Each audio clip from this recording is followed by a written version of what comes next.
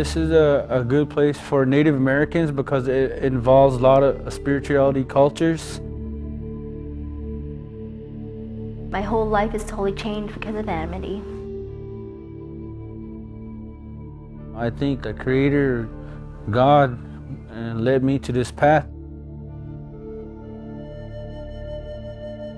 It was a new experience because I thought only my Native American tradition was like the right way.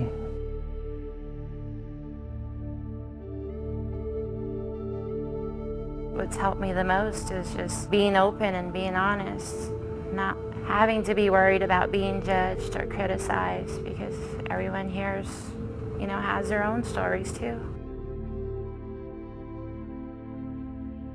I can sit up high and say like I'm a Navajo woman, and if I can do it, you can do it.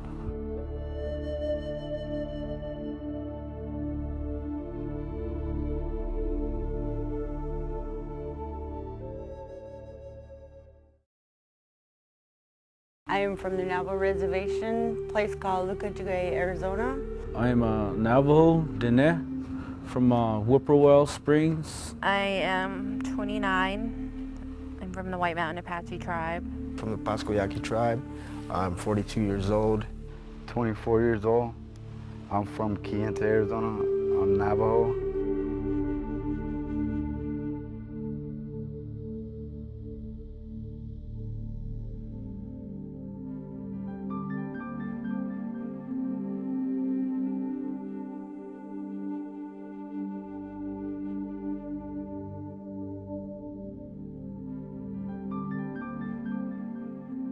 I come from a family that's very dysfunctional. My dad used to beat my mom. I grew up in the old Pasco neighborhood. During the time I was growing up, there was a lot of heroin addicts there. Those tended to be my role models. My dad, he's a councilman of the Navajo Nation. I've been like the outcast of my whole family.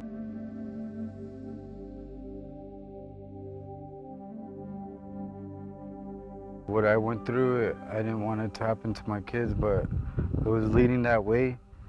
Alcohol and drug abuse, being raised in the CPS, and that was the same thing that was happening to my kids. I grew up in a home where my father was an alcoholic, and my mother was a workaholic, and my dad was a very violent man. My dad was a very abusive person, and physical and verbal. My brother started going to prison. I felt abandoned. My brothers and sisters that use drugs and alcohol too. I followed the same footsteps as them. I didn't finish high school. I wasn't employed. I didn't have a life.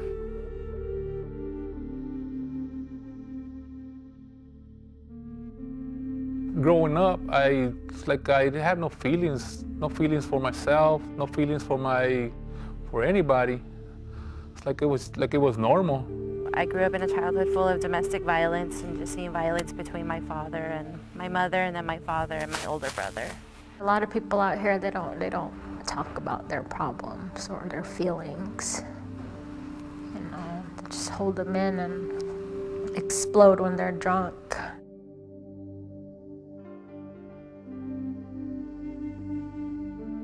I took my violence out on people, on things just like chairs, furniture, windows.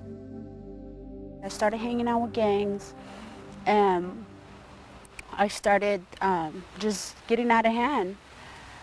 And I was always violent, and like I thought that was the only way because I learned that from my brothers. I just grew up wild, it's like learn on your own. I felt like I was alone out there.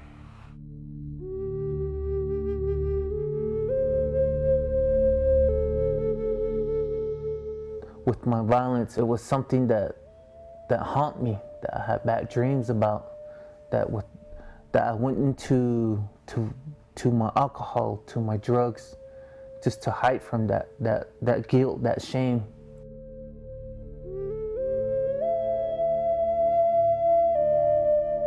I was Addicted to methamphetamine, alcohol, and pills. There was just this sense of always just wanting to, get that last high. Somewhere down the line, I kind of went way off track of what I was expected to do.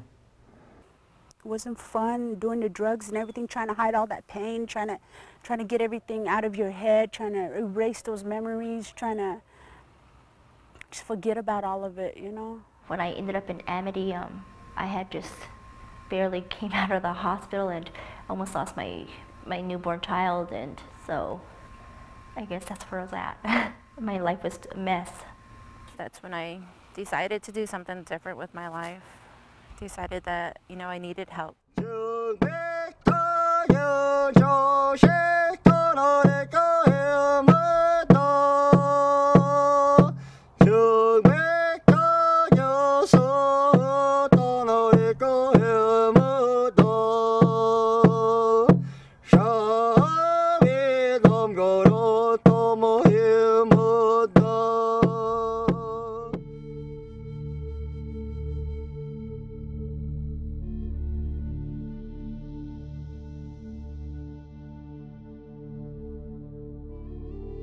When I came here, I came in with big old baggy pants, walking around like I didn't care. So the struggle was letting go of that image and becoming Sina, becoming Gasina again, I came to Amity, I didn't know what to expect.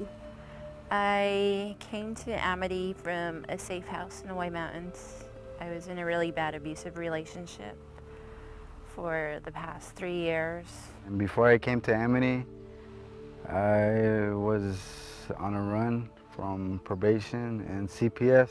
I came here because of a drug addiction, which landed me in the hospital and nearly lost my life. I was fortunate enough to find on Amity that I think the Creator, God, led me to this path to let me realize that I'm not the only one that had the similar pains, the similar violence that I went through.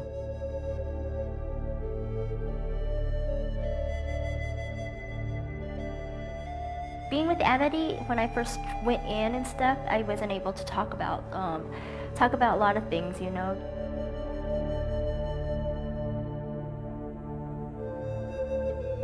It was a very new experience because I thought only my Native American tradition was like the right way.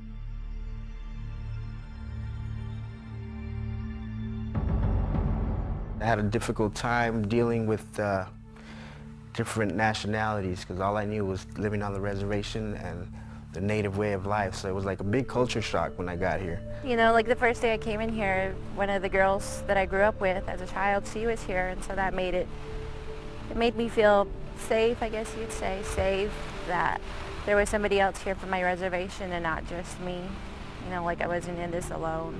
I found my spirituality side from being a Dene, It was lost for me because, I did that to myself. It was nobody's fault, and I just didn't know how to control my own behaviors. I have to sit there and look at where my life could have been, if I hadn't gone to Amity and, realized all these things, or if I could have been in jail, I could have, lost my children.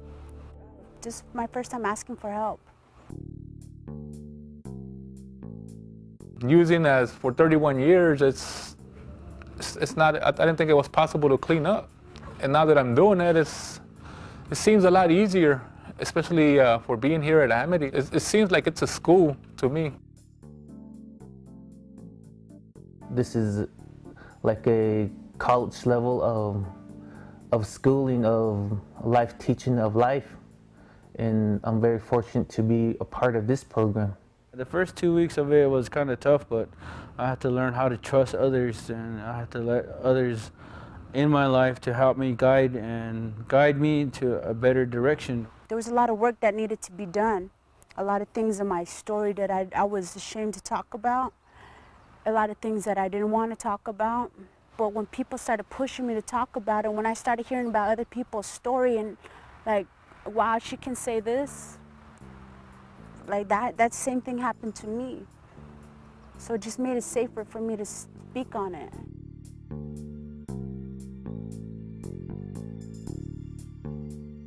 I grew up, I was a very shy person. I didn't like speaking in front of people. I didn't speak to other people till I was 14 years old. And I was very quiet. And this place makes you talk a lot, which it got me comfortable doing. I mean, we have talking circles, and that's the biggest thing that's helped me out a lot. I used to feel like that I was different, but in the circles, you hear other people talk, and they have, you know, there's a lot of similarities, a lot of things that I can relate to, which made me real comfortable and let me open up to things that I thought I would never say, or I thought I would never hear from other people. For me, like, it was a challenge facing all my fears and facing the truth of the aftermath of what I did. People told me, like, you just gotta trust us, so I did. It was hard to deal with the pain and everything else that I was going through in my story. It was hard, but I knew I survived it, I guess. Stepping through your own pain, recreating your own stories about your childhood, what happened then and there. And the more you talk about it, the more you feel better about yourself. The most important things that have happened to me in the last 6 months is, you know, being able to get in touch with who I am again, you know, to build up my self-esteem, to find my voice.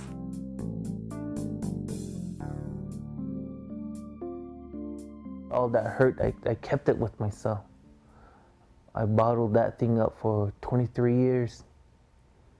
And I didn't know how to get it out until today, coming through this facility, this program. That's when I finally released myself. Like the other rehabs that I've been through, it's like, it's a step by step. But here you really get into it. It's like, talk about the emotions, you get the feelings, and I didn't even know I had feelings, and now that I go through all this process, I'm beginning to articulate things that I didn't even know were there. I'm very glad that I did go down deep to really face my fears, to face the boogeyman, to face the monsters within myself. The groups that I've been in a lot of women groups, and I really enjoy those because, like, with the women, we all deal with the same issues, you know, with our children, being women, and, you know, dealing with the violence. I guess a lot of us come from domestic violence, and, you know, a lot of us share the same story. To hear those ladies say, I can relate to you, and I know what you're talking about, those words are like my mom telling me I love you, you know, like, or I don't know, just those words are very powerful to me because it means something for me to actually help another person. What's helped me the most is just, you know, being open and being honest, and, you know, not having to be worried about being judged or criticized, because everyone here's, you know, has their own stories too. That's what keeps me coming back to these things, is to just let out some feelings, let out some thoughts. And I go back home feeling hopeful, having that little bit of hope that I know is still there, and knowing that, you know, that there is still a chance, there is still people out there who care and who are supportive. Like, in the end, when I'm done, I know I'm not alone. I felt like I was nobody, just invisible to people, that I didn't know how to explain or express my own pain, but, you know, but Creator has been giving me a good path for me to walk back on where I need to be at with my life, and to be there for my kids emotionally, first of all, you know, for me to love them, and just, I'm thankful for Amity. Having people to tell me that, you know, I'm doing better and they're proud of me and stuff like that, and to know that my kids are in a safe place, that's what helps me. I'm beginning to be myself again, because this time I really want my life back.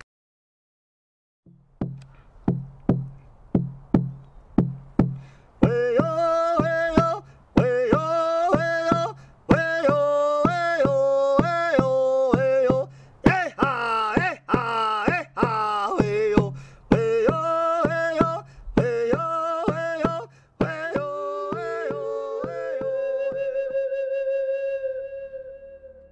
This is a good place for Native Americans because it involves a lot of spirituality cultures, you know, that really helped me out along the way, such as the fire circle and the sweat lodge here. It really did promote me to find my dignity back and to be a Native American, because I was a really confused person before. Living out here on the reservation where the majority of my family are alcoholics, it's hard to even talk to anybody around here who's supportive.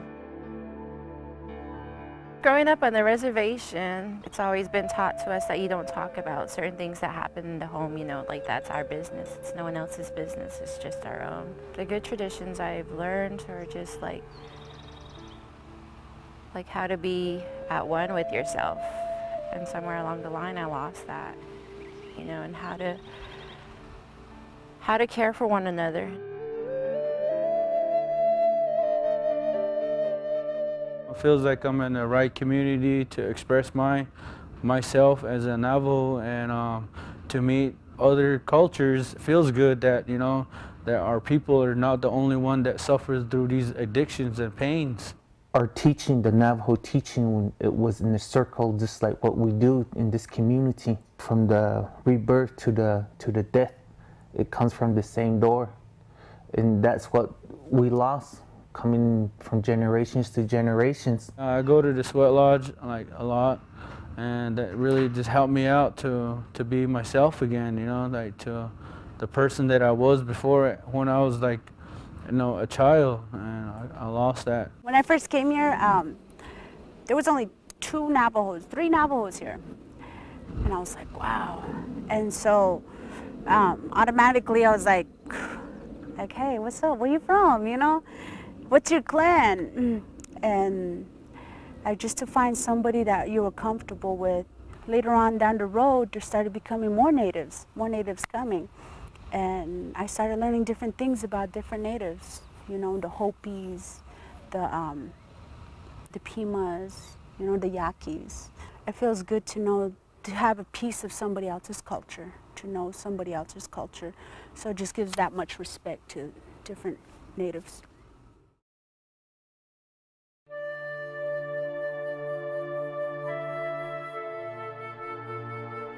My sister was the last person I expected to come here to Amity. But when she came here, you know, like I struggled with that, like she's not gonna come. She has kids, you know, she and she just had a baby, and when I told her that I could help her, that was like the best gift I could ever give somebody, you know? The best gift, not for her, but for her kids. You know, for our kids to have their mom back. My children need me. I'm supposed to do what I'm supposed to do with my children here with me. I just can't imagine how they would be without me. I wasn't ready just to come in to a facility, and until I see my kids, they've been molested. And that's what really changed my thought on this thing called life. So I knew I needed to change myself. My dad came up to me and told me, how come your kids are in jail and you're out here? And it kind of confused me at first. So what do you mean jail? He said, they're in a foster home.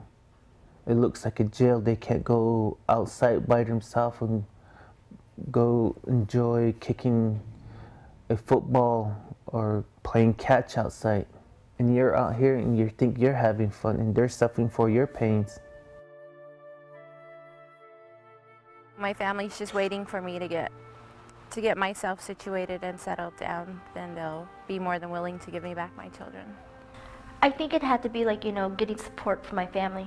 My family, you know, and just realizing that, well, the thing is realizing that my kids need me. I did whatever it took to get my kids back. I'm doing good with my kids, you know. I'm in school, I have full custody, and My whole life is totally changed because of Amity.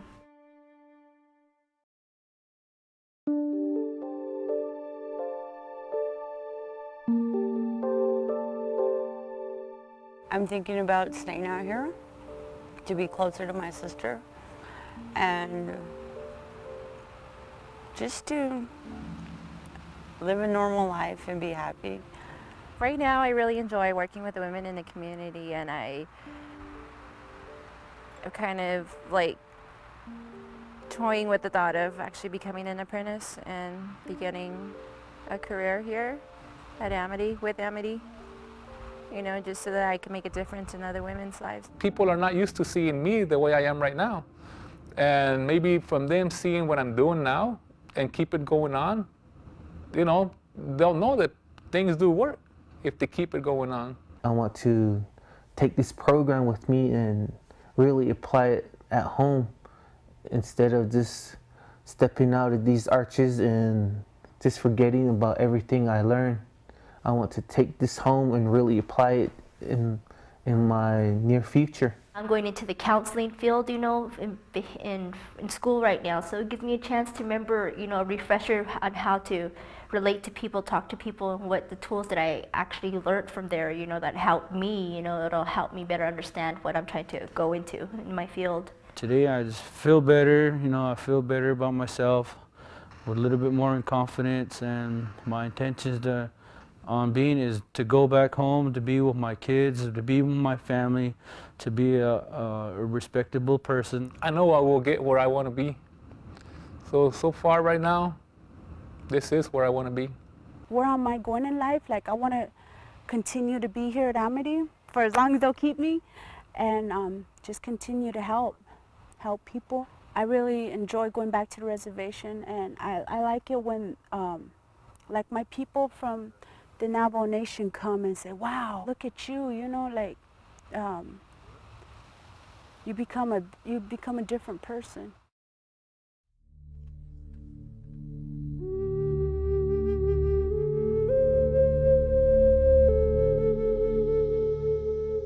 I want them to accept themselves for who they are and to be okay with it, rather than having to use, you know, some kind of cover-up or some kind of drug or alcohol to drown their problems or make themselves somebody else. Because a lot of times I think I find myself doing that. And somebody once told me, you just need to be able to be happy with yourself, you know, just be you, be okay with that. I usually give them a positive message. I mean, you start now, go to school. That's my thing for them.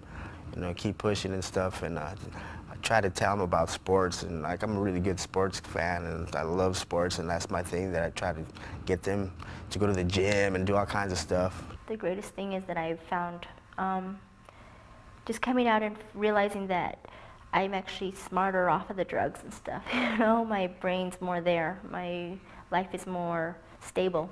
But now I can sit up high and say, like, I'm a Navajo woman, and if I can do it, you can do it, you know?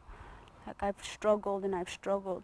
And just to share my story with different, with the Native people, and not just the natives, like different races, you know, to let them know that no matter how much you struggle, no matter what happened in your life, you can do it.